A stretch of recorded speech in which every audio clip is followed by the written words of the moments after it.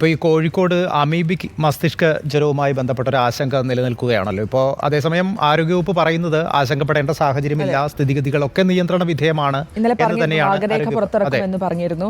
എന്തായാലും ഇപ്പോൾ ആശങ്കപ്പെടുത്തുന്ന ഒരു വാർത്ത എന്ന് പറയുന്നത് കോഴിക്കോട് അമീബിക് മസ്തിഷ്ക ജ്വര ലക്ഷണങ്ങളോടെ ഒരു കുട്ടി കൂടി ചികിത്സയിൽ ഉണ്ട് എന്നുള്ളതാണ്. ഇതോടെ രോഗലക്ഷണങ്ങളോടെ ചികിത്സയിൽ കഴിയുന്ന കുട്ടികളുടെ എണ്ണം 2 കഴിഞ്ഞിരിക്കുകയാണ്. കഴിഞ്ഞ ദിവസം അസുഖം സ്ഥിരീകരിച്ച് ചികിത്സയിലുള്ള 8ാം ക്ലാസ്സുകാരന്റെ ആരോഗ്യനില ഗുരുതരമായി തുടരുകയാണ്.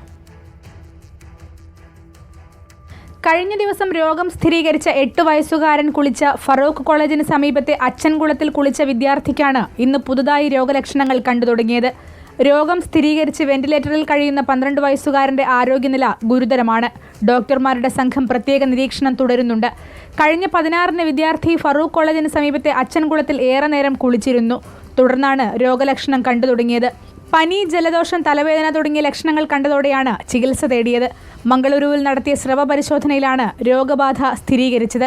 രോഗവ്യാപനം തടയുന്നത് ലക്ഷ്യമിട്ട് അച്ചൻകുളം ക്ലോറിനേഷൻ ചെയ്ത ശേഷം അടച്ചു. രാമനാട്ടുകര മുനിസിപ്പാലിറ്റിയുടെ നേതൃത്വത്തിൽ പ്രദേശത്ത് ജാഗ്രതാ നിർദ്ദേശവും നൽകിയിട്ടുണ്ട്. കഴിഞ്ഞ 6 ആഴ്ചയ്ക്കിടെ 4 പേർക്കാണ് ഇതുവരെ രോഗം സ്ഥിരീകരിച്ചത്. കണ്ണൂർ സ്വദേശിനിയായ പെൺകുട്ടി കഴിഞ്ഞ ദിവസം രോഗം ബാധിച്ച് മരിച്ചിരുന്നു. റിപ്പോർട്ടർ, കോഴിക്കോട്.